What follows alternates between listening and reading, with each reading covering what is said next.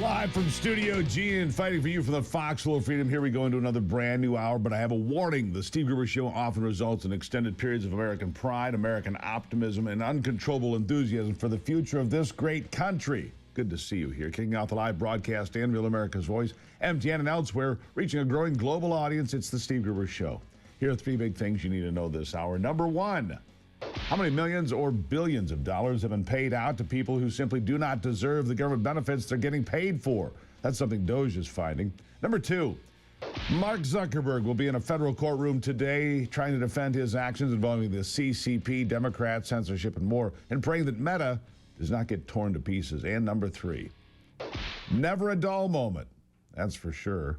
Happy Holy Week. It's going to be a big week at the White House, like always, for 100 different reasons. But the president still plans to celebrate the Easter holiday this week with a message for Christians across our nation and the world, followed by the usual festivities. His administration says his remarks will include a commitment to maintaining the rights of Christians, especially in places like schools, the military, the workplace, and beyond. I'd like to hear it. But that's not all on the agenda. First, a quick look ahead at the markets. They're all in the green in pre-open trading. As I mentioned a few minutes ago, it looks like it could be another positive day on Wall Street. In the green, but not by a lot. We'll keep an eye on it for you. But over 40,000 on the Dow, so that's a pretty good start. As you'd expect, the president will continue to go to bat for his American trade policies this week, while China continues to back itself into a corner. The U.S. is busy running the world's biggest group projects. Negotiations now with 130 countries on trade, 130. Listen to this. Is that in the previous administration, you could sort of say, if you're thinking about it in the football analogy, is that they were running out the clock. And that what's going on now in the Trump administration is across a wide array of policy areas, we're in a two-minute offense. And the two-minute offense is pushing, as you've seen, the reconciliation bill through so that we get tax relief for American people, deregulation, and, of course, trade policy. Now, on the trade policy, the whole point of the trade policy is to address the national emergency that we're too dependent on foreign products in the U.S., especially if we were at a time of conflict. And we're doing something about that. And the reciprocal act was basically, guys, if you come to the table and negotiate with us and treat us the same way we treat you, then we'll get your rate really low. And so right now, 130 countries have responded, and we're negotiating with them, and they've got their rate down to 10%. The rate down to 10%. So that's a big step forward. 130 countries. We're not just talking about swapping bananas and T-shirts. These deals cover AI, clean energy, rare earth metals, and cybersecurity. You know, all the good stuff that our future runs on and depends on. The plan? It's not actually complicated. That's not to say it won't be difficult, but not complicated. Fix old deals, ditch sketchy suppliers, remind the Chinese that the U.S. still gives main character energy. We're number one, baby. And we're not just hitting China with tariffs, we're taking back significant sway over the Panama Canal, too, where Chinese influence has reigned far too long. Listen to Defense Secretary Pete Hegseth tout that win. Well, President Trump said in his State of the Union address, China has too much influence over the Panama Canal and America's going to take it back. And that's exactly what I was charged to do, what we're continuing to do. China's influence cannot control our own backyard, especially a critical waterway, key terrain like the Panama Canal. You mentioned 40% of ships are U.S. ships. 75% are going to or from a port. So we were able to secure two historic agreements. One with the Panama Canal Authority, that our ships, our military vessels and auxiliary vessels will travel first and free through that Panama Canal. And then we also signed a memorandum of understanding with the Defense Secretary over there and the President that established a robust and growing U.S. presence, right? You need to secure that key terrain. Well, there you have it. The Panama Canal, built by America during the tenure of Teddy Roosevelt. We should still hold sway. We should. President Xi's not going to like that, but we're not bowing to the whims of the CCP. President Trump very clear on that one, of course. The Panamanian president wants to be in the hands of the U.S., not China, right? And he's not the only leader partnering with Donald Trump. President Bukele of El Salvador in town today, meeting with Trump about a supermax prison that you've heard about, of course, that is housing the worst of the worst violent illegal aliens. Bukele has delivered a master class in taking back his country in the last several years. Have you heard this? In 2020, El Salvador was listed as a level 4 do not travel destination. Today, it's a level 1, listed as one of the safest tourism destinations in the world. Why? Because Bukele wasn't afraid to put the bad guys behind bars and keep them there. Now he's going to partner with us to do that even more, especially considering President Trump's latest win in the Supreme Court, ruling that he has the authority to deport these violent criminals. Again, the worst of the worst. And believe me, even these Democrats screaming they should stay here don't want them in their neighborhoods. They don't. And of course, President Trump has the authority to toss these monsters out, even though activist judges tried to stop him. But this week, we'll see even more criminals exiting the country in droves, thanks to that ruling. While the left continues to bemoan the fact that the Supreme Court sided with Trump. Sad and pathetic, but listen. And again, the big question that a lot of people have here is, does the Alien Enemies Act, can it be used at all? The court did not rule on that. I suppose they may never, although one would think it will work its way back up to them again. Did it give any hint, in your reading of this, any hint on where they may go here? No, although I am disturbed that they didn't at least give us a hint that this may not be a proper use of the act. And I'm also really disturbed, John, by their failure to engage with the bad faith of the administration here in rushing these people onto a plane, in not releasing the proclamation publicly, in rushing them despite the fact they had a court hearing in place where they had a good reason to believe that the judge was going to stop them. All of that also remains unsaid, which to me emboldens the administration to try to keep pushing these limits. Yeah. Don't forget, these are MS-13 gang members that they're defending. MS-13, Tren de Aragua. Gang members who were never supposed to be in this country in the first place. Gang members who are poisoning Americans with lethal amounts of drugs like fentanyl. Kash Patel revealing that the FBI just completed one of the most successful counter-narcotics efforts in American history, intercepting $500 million in drugs. $500 million, making America safer, at least for a moment in some places. Meanwhile, President Trump snagged another win in the courts, aside from the ruling on the American and the Alien Enemies Act, in a decision that allows him to fire probationary federal employees. There's more than 16,000 probationary employees who have been deemed not necessary, who were hired in the last year or two by Joe Biden. And the taxpayer will not have to foot that bill now. And I'm sorry, some people will have lost their jobs. And I understand that. But we have to get this country back. We have to fix it. There's a cost to that. This is just one simple way in which this administration is cutting costs and slashing regulations. His efforts are resulting in lower inflation, higher wages, and cheaper energy. Here's White House counsel Peter Navarro real quickly. We had really good news on the inflation front. Both the producer price index, which is wholesale prices, consumer price index, had the lowest print since fall of 2023. Really good news, and nobody expected that.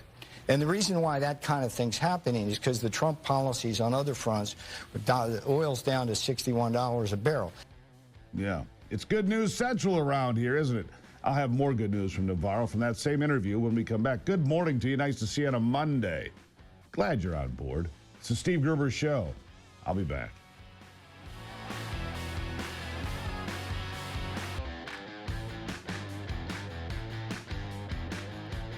All right, here we go. Look, I want to touch on something else that Peter Navarro brought up in that same interview we saw just before the break. One that will affect your pockets and your money as well. Listen to this. The Congress passed the resolution, the budget resolution, which lays the groundwork for having the biggest, broadest tax cut in American history before August. Now, what does that mean? What does it mean for both recession and inflation? It means that we're going to have a debt-neutral tax cut financed by tariff revenues that's going to stimulate growth. It could be worth as much of 1.5 points in terms of GDP growth. At the same time, it's deflationary, not inflationary. It's unlike the Biden fiscal measures, which were just pure debt-driven. So there's really good news here. Yeah, some really good news here. So he's right. The House is actually doing its job adopting President Trump's budget plan, looking for areas to cut, and now the Senate has promised to find a $1.5 trillion in cuts. $1.5 trillion. An efficient government saves money for all Americans. It's what we voted for, isn't it? The White House also now reporting that several of President Trump's deregulation policies will save the average family, get this, The average family for $11,000 over the coming years. I hope I'm above average. More of that, please. I hope that I'm above average. You too. Meanwhile, our friends over at Just the News, this is a big story and another big win for the president. Our friends over at Just the News have been poring over 700 pages of declassified documents from the Crossfire hurricane debacle and disgrace, the collusion of our nation's intelligence leaders with the DNC and the Clinton campaign to push the Russia hoax. And the crimes are stacking up. I'm talking about falsification of evidence, FISA abuse, Foreign Agents Registration Act violations, campaign finance violations, misuse of classified information, obstruction of justice. I mean, you name it, we've probably got it here. These declassified documents reveal that Christopher Steele and his business associates explicitly named President Trump as their, quote, main opponent, and valued their relationship with the Clinton campaign more than their one with the FBI. This from Just the News, reporting on one declassified interview. Quote, Steele explained that as the election season went on, they as a company were riding two horses, their client and the FBI. And after FBI Director James Comey's reopening of the Hillary Clinton investigation, they had to pick one horse and chose the business-client relationship over the relationship with the FBI, end quote. But that didn't stop the FBI from using Steele's dossier as the cornerstone of the Russia collusion hoax, known that his loyalty was to the Clintons and not to our national security. If you've been paying attention, this isn't new, none of it. But one new name did pop up this week, a paid informant for the FBI who raked in $70,000 for spying on President Trump's campaign. His name's Stephen Halper, and your tax dollars have awarded him $1.2 million or more since the 1990s for being an insider, for being a spy, for being an informant, even though he's been discredited every step of the way. He was the one to make the claim, by the way, that General Michael Flynn was in bed with a Russian woman. The FBI deemed the claim not plausible and not accurate, but they kept him on anyway. It was Flynn's reputation and job that took the hit. These newly released documents also reveal that then NSA Director Mike Rogers debunked a Washington Post article in 2017 on the Russia hoax. The article claimed that President Trump asked intelligence chiefs to push back against the FBI collusion probe, and Rogers told the Mueller team that nothing of the sort had happened, nothing. But that article went on to win a Pulitzer Prize in 2018 for outstanding journalism. And they wonder why President Trump loves to call the media the fake news, or why he draws up lawsuits against 60 Minutes and others. But Director of National Intelligence Tulsi Gabbard says the declassification of these files gives the intelligence community a chance to make things right. Here she is. So President Trump is very serious, obviously, about working to achieve that maximum transparency. That transparency will allow us to bring about accountability around the Russia collusion hoax, for example. The more we dig, the more we find the extent of the seriousness and the intent of that whole operation was very consistent with what we found in Stalin's operation. Show me the man and I'll show you the crime. It is disheartening to see these things, but it also provides us the opportunity to tell the American people the truth about what's been going on so that we can make sure we try to bring about an end to it and bring about that accountability. Accountability. What an idea. This declassification proves once and for all that the hoax was exactly that, a hoax, and that everyone involved knew it, tried to keep it afloat anyway, and they did somewhat successfully. They won Pulitzer Prizes over it.